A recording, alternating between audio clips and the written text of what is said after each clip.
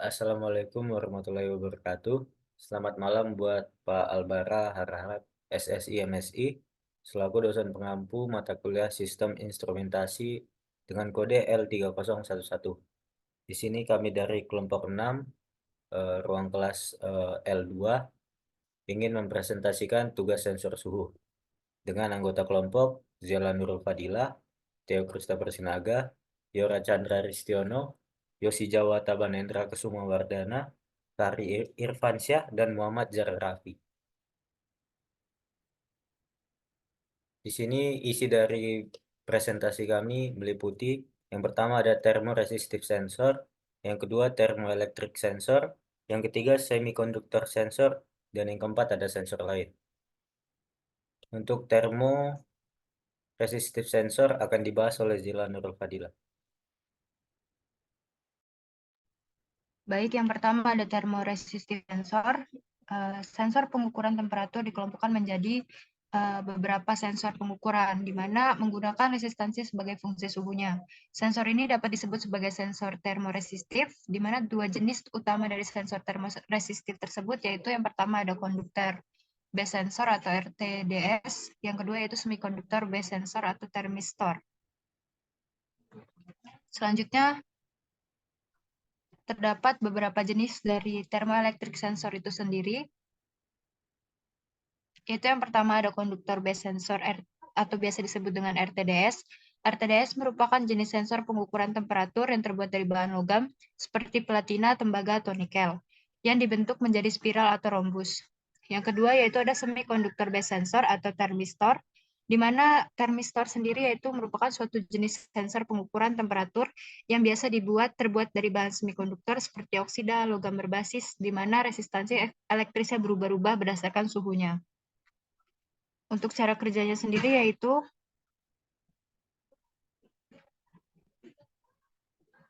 cara kerja dari thermoelectric sensor yang pertama yaitu pembacaan resistansi. Ketika suhu berubah, resistansi sensor juga akan berubah. Peningkatan suhu menyebabkan peningkatan resistansi pada RTD dan penurunan resistansi pada thermistor. Yang kedua yaitu pengukuran resistansi. Resistansi sensor diukur menggunakan alat pengukuran resistansi atau perangkat elektronik lainnya yang biasanya sebuah sirkuit listrik diterapkan pada sensor dan resistansi sensor dinyatakan sebagai tegangan atau arus yang dihasilkan dalam respon terhadap sirkuit tersebut. Yang terakhir yaitu ada konversi ke pembacaan suhu. Nilai resistansi yang diukur kemudian dikonversi ke pembacaan suhu menggunakan kurva kalibrasi. Lalu kurva kalibrasi tersebut dibuat berdasarkan karakteristik resistansi terhadap suhu yang diketahui dari sensor. Selanjutnya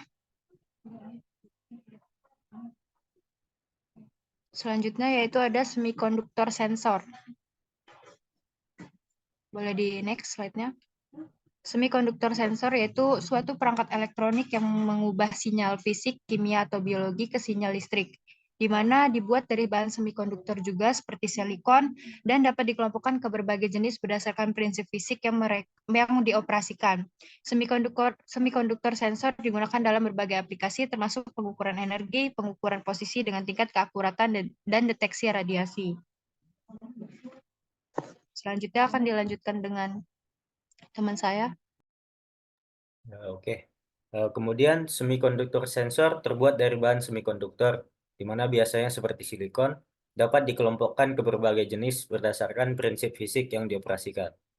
Semikonduktor sensor digunakan dalam banyak aplikasi, di mana ada pengukuran energi, pengukuran posisi dengan tingkat akurat, dan deteksi radiasi. Mereka juga digunakan dalam eksperimen fisika tinggi untuk vertexing dan tracking dalam leptons dan hadrons colliders. Kemudian, aplikasi penggunaan semikonduktor sensor. Umumnya pengaplikasian semikonduktor sensor yang digunakan di Indonesia yang antara lain, yang pertama ada sensor getaran dengan frekuensi 55 Hz sampai dengan 360 Hz. Kemudian ada sensor MPX 5500 dP yang mana dikembangkan untuk mengukur tekanan udara dalam sistem HVAC. Kemudian ada sensor metal oxide semikonduktor atau MOS yang digunakan sebagai sensor gas. Kemudian yang keempat ada sensor flux gate yang dimana digunakan pada frekuensi 0,14 sampai 1,15 Hz. Kemudian ada sensor polimer yang mana digunakan juga sebagai sensor gas, seperti yang digunakan dalam penciuman yang nantinya diteruskan terhadap alat elektronik. Kemudian untuk aplikasi penggunaan semikonduktor sensor, ini dia untuk gambarnya, sensor getaran, MPDX, MOS, flux gate, dan hydrogen gas sensor. Selanjutnya, untuk cara kerja semikonduktor sensor berbeda tergantung pada jenisnya. Contoh yang diambil di sini adalah sensor gas semikonduktor yang menggunakan bahan semikonduktor seperti timah oksida atau SNO2, oksida mangan atau MnO2, dan lain-lain. Dalam keadaan udara bersih, elektron donor dalam SNO2 akan tertarik ke arah oksigen yang diserap pada permukaan sensing material, yang mana mencegah aliran arus listrik. Selanjutnya akan dibahas oleh rekan saya. Oke, baik. Selanjutnya itu ada thermoelectric sensor. Yang dimana sensor termoelektrik ini adalah jenis sensor yang mengukur suhu dengan mengukur tegangan listrik yang dihasilkan oleh efek Seebeck. Ketika dua konduktor logam yang berbeda dihubungkan pada dua titik dengan suhu yang berbeda, terjadi perubahan suhu antara kedua titik tersebut. Efek Seebeck menyebabkan terjadinya perbedaan potensial listrik antara kedua ujung konduktor tersebut yang dapat diukur dan dikalibrasi untuk menentukan suhu. Termoelektrik sensor bekerja berdasarkan prinsip efek termoelektrik, di mana perbedaan suhu antara dua titik dalam sebuah material menghasilkan perbedaan potensial listrik. Sensor ini terdiri dari sepasang bahan konduktor termoelektrik yang dihubungkan pada dua ujung membentuk loop termoelektrik. Next.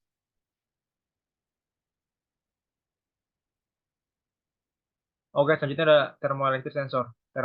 Thermoelectric sensor dibagi menjadi dua jenis, yaitu ada thermocouples dan thermopiles. Thermocouples adalah perangkat sensor suhu yang terdiri dari dua logam berbeda yang bergabung di satu ujung, membentuk sambungan panas ketika titik pengukuran menjadi panas. Ada MF yang dihasilkan di sambungan dingin karena perbedaan kerapatan elektron dari dua logam yang berbeda, dari perbedaan suhu antara ujung dingin dan ujung panas. Thermocouples memiliki rentang pengoperasian yang luas dari suhu rendah hingga tinggi dan bahan terhadap goncangan atau getaran. Lalu kedua ada thermopiles, adalah perangkat sensor suhu yang terdiri dari beberapa thermocouples yang terhubung dalam rantai atau paralel. Thermopile menggunakan efek termoelektris yang sama dengan thermocouple, tetapi dengan kombinasi lebih banyak thermocouples. Ini dapat menghasilkan tegangan listrik yang lebih besar. Thermopiles digunakan untuk mengukur suhu dari sumber panas yang berbeda. Next. Selanjutnya ada pengaplikasian thermoelectric sensor. Thermoelectric sensor memiliki berbagai aplikasi di berbagai bidang diantaranya. Pertama ada pengukuran suhu. Pada pengukuran suhu, thermocouples dan thermopiles digunakan untuk mengukur suhu dari sumber panas yang berbeda, seperti suhu radiasi, suhu gas, atau suhu dalam kamar pengujian. Lalu yang kedua ada IoT atau Internet of Things. Thermoelectric generators atau TEGs digunakan untuk pembangkitan listrik dari gradien panas yang dapat digunakan untuk memeriksa kondisi suhu dalam IoT seperti wearables, medical device, dan lain-lain. Lalu ketiga ada biomedical. Thermoelectric modules digunakan dalam biomedical, seperti DNA amplification yang memerlukan kelakuan yang tahan terhadap kincling suhu tinggi. Lalu yang terakhir ada thermal cycling. Thermoelectric modules digunakan untuk mengukur suhu dalam aplikasi yang memerlukan cycling suhu, seperti pengukuran suhu dalam laser dan komponen optik. Next.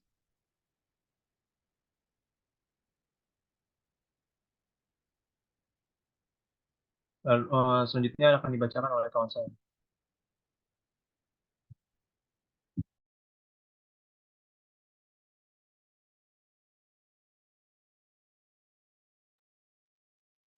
Ya, selanjutnya ada thermoelectric sensor. Di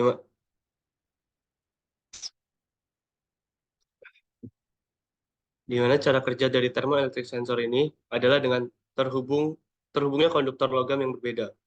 Di mana thermoelectric sensor terdiri dari dua konduktor logam yang berbeda yang disatukan pada dua titik. Titik ini sering disebut sebagai junction atau titik sensor. Kemudian perbedaan suhu. Konduktor logam yang berbeda terpapar pada suhu yang berbeda.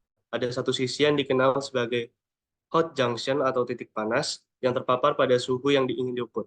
Dan ada satu sisi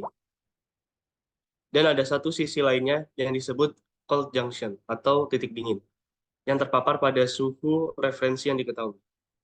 Kemudian terjadinya efek Seebeck Perubahan suhu antara hot junction dan cold junction menyebabkan terjadinya perbedaan potensial listrik antara kedua ujung konduktor tersebut, sesuai dengan prinsip efek Seebeck. Next.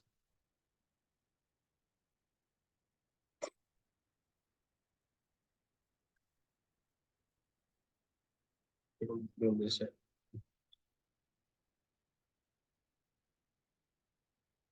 Nah, kemudian ada sensor lain, yaitu sensor suhu yang bekerja dengan jenis-jenis pengaruh yang berbeda. Yang pertama ada sensor suhu dengan pengaruh sekunder kecepatan suara. Sensor suhu dengan pengaruh sekunder terhadap kecepatan suara mengacu pada sensor yang dapat mengukur suhu dengan memperhitungkan efek suhu terhadap kecepatan suara dalam suatu medium, di mana ketika suhu naik, kecepatan suara dalam medium tersebut cenderung meningkat dan sebaliknya. Sehingga sensor ini menggunakan prinsip tersebut untuk menghitung suhu dengan mengukur perubahan kecepatan suara dalam medium tersebut. Next.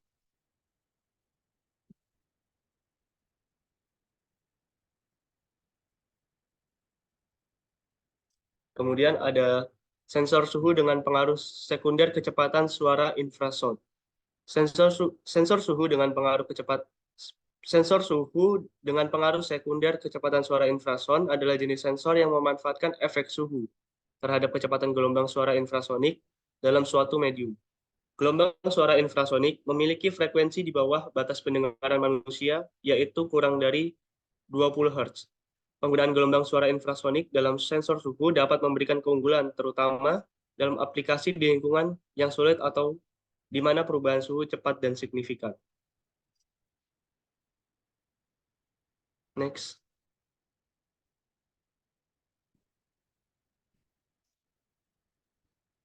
Kemudian ada sensor suhu dengan pengaruh sekunder kecepatan suara ultrasonik. Sensor suhu dengan pengaruh sekunder kecepatan suara ultrasonik adalah jenis sensor yang menggunakan perubahan kecepatan gelombang suara ultrasonik dalam medium untuk mengukur suhu. Gelombang suara ultrasonik memiliki frekuensi yang jauh di atas batas pendengaran manusia, yaitu di atas 20 kHz. Penggunaan gelombang suara ultrasonik dalam sensor suhu memungkinkan penggunaan yang cepat, akurat, dan tidak terpengaruh oleh gangguan eksternal, seperti kebisingan lingkungan atau getaran mekanis. Next. Kemudian ada sensor suhu dengan pengaruh sekunder indeks bias. Sensor suhu dengan pengaruh sekunder kecepatan suara ultrasonik adalah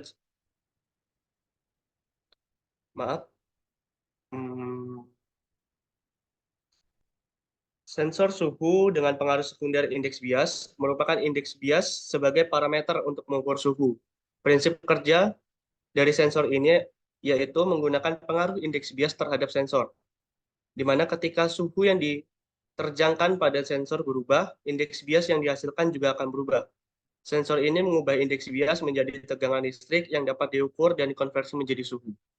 Biasanya, penggunaan sensor suhu dengan indeks bias digunakan untuk mengukur suhu dalam sistem pemanasan atau pendinginan seperti kendaraan, rumah, dan industri. Selanjutnya akan dilanjutkan oleh teman saya.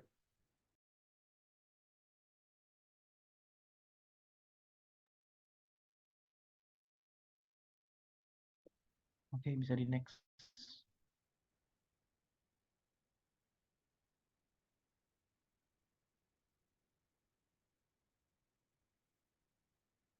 Kemudian ada sensor suhu dengan pengaruh sekunder indeks bias RTD, resistive temperature detector. Sensor suhu dengan pengaruh sekunder indeks bias RTD adalah jenis sensor suhu yang menggunakan prinsip perubahan resistansi listrik dari RTD untuk mengukur suhu, dengan memperhitungkan juga perubahan indeks bias optik dari medium sekitarnya. RTD adalah sensor suhu yang resistansinya berubah secara linear seiring dengan perubahan suhu. Kemudian next.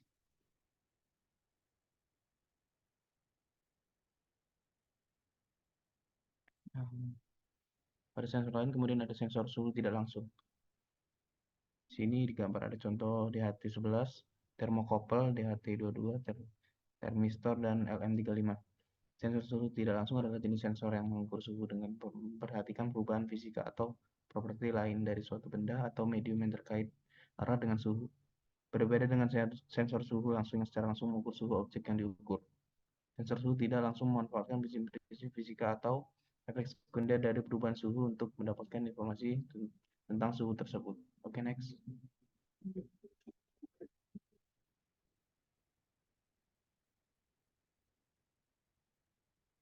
Kemudian ada sensor suhu tidak langsung, yaitu termistor. Sensor suhu tidak langsung termistor adalah jenis sensor suhu yang menggunakan perubahan resistansi listrik dari termistor untuk mendeteksi perubahan suhu. Termistor adalah jenis resistor khusus yang resistansinya sangat sensitif terhadap perubahan suhu. Ada dua jenis termistor, yaitu termistor NTC, negatif temperatur koefisien yang resistansinya menurun ketika suhu naik, dan termistor PTC, positif temperatur koefisien yang resistansinya meningkat ketika suhu naik. Oke, kemudian next.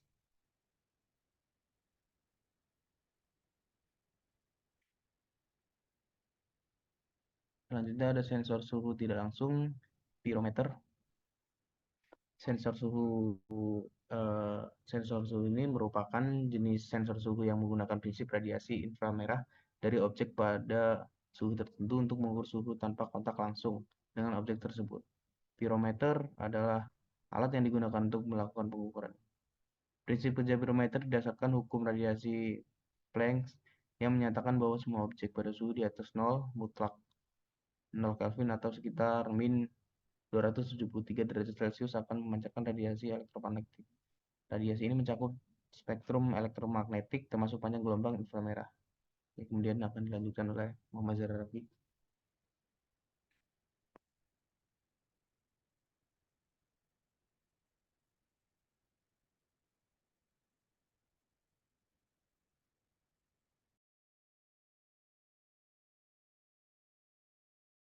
Oke, baik. Selanjutnya saya akan melanjutkan. Lalu terdapat sensor lain yaitu berupa sensor suhu pemuaian bahan metal. Oke, jadi sensor suhu pemuaian bahan metal itu juga dikenal sebagai sensor suhu bimetal. Nah, yang merupakan jenis sensor suhu tidak langsung yang menggunakan perubahan dimensi dari bahan metal untuk mengukur suhu. Nah, jadi prinsip dasarnya itu bahwa bahan metal akan memuai atau menyusut seiring dengan perubahan suhu dan perubahan dimensi. Ini dapat diukur untuk menentukan suhu objek yang diukur. Oke, boleh lanjut.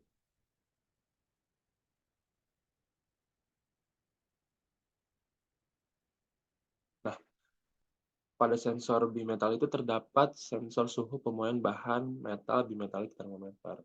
Nah, jadi sensor suhu pemuaian bahan metal bimetalik termometer ini merupakan jenis sensor suhu tidak langsung yang menggunakan prinsip pemuaian dua lapisan logam yang berbeda untuk mengukur suhu. Nah, bimetalik termometer ini terdiri dari dua atau lebih lapisan logam yang memiliki koefisien pemuaian termal yang berbeda yang disatukan secara bersama. Nah, ketika suhu lingkungan berubah, lapisan logam dengan koefisien pemuaian termal yang lebih tinggi akan memuai atau menyusut lebih banyak daripada lapisan dengan koefisien pemuaian termal yang lebih rendah. Nah, hal ini menyebabkan bimetal itu akan melengkung atau bergulung yang dapat diukur untuk menentukan suhu. Boleh lanjut?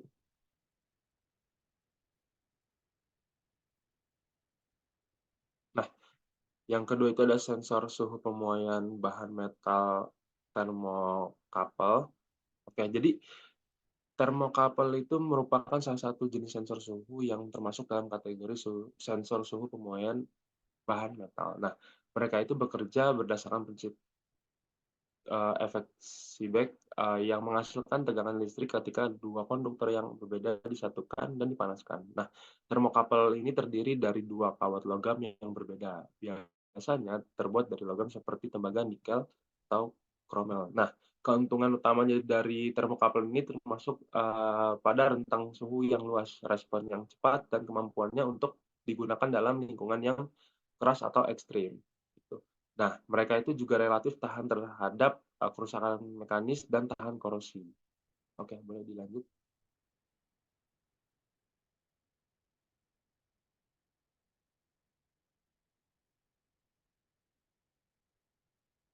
Oke, selanjutnya itu ada sensor suhu bimetals. Nah, jadi sensor suhu bimetals itu juga dikenal sebagai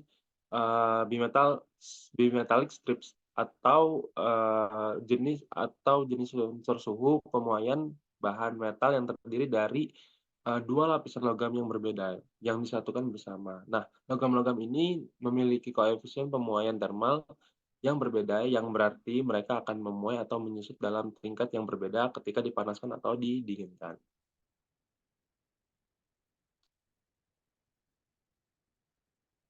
Oke, baik, lanjut. Nah, pada sensor suhu bimetallic thermometer ini merupakan sensor suhu yang menggunakan prinsip bimetal. Nah, yang terdiri dari dua atau lebih lapisan logam yang berbeda yang dipanaskan secara bersama. Nah, ketika suhu lingkungan berubah, lapisan logam dengan koefisien pemuaian termal yang lebih tinggi akan memuai atau menyusut lebih banyak daripada lapisan dengan koefisien pemuaian termal yang lebih rendah. Nah, hal ini menyebabkan bimetal melengkung, bergulung, atau berputar yang dapat digunakan untuk mengukur suhu. Seperti itu.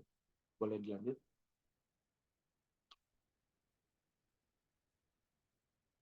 Nah, yang selanjutnya ini ada sensor suhu bimetals thermocouple, di mana thermocouple dan bimetal ini merupakan dua jenis sensor suhu yang berbeda. Nah, thermocouple ini menggunakan prinsip efek Seebeck untuk menghasilkan tegangan listrik berdasarkan perbedaan suhu antara dua titik di sensor tersebut. Nah, sementara kalau bimetal itu menggunakan perubahan dimensi bahan metal yang terdiri dari dua lapisan logam yang berbeda ketika dipanaskan. Nah, jadi sensor suhu bimetal itu kan umumnya digunakan dalam aplikasi-aplikasi seperti termometer, saklar suhu, atau katup pengatur suhu. Nah, jadi keuntungan utama dari sensor suhu bimetal thermocouple ini memiliki kesederhanaan desain, ketahanan yang baik terhadap lingkungan yang keras, dan juga biaya yang relatif lebih rendah. Seperti itu.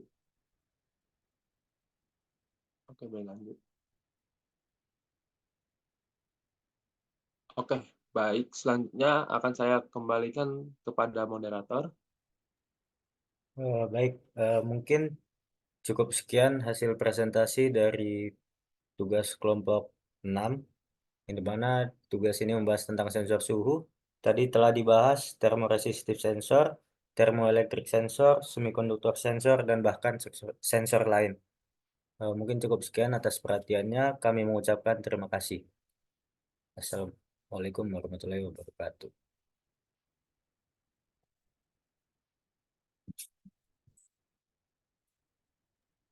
P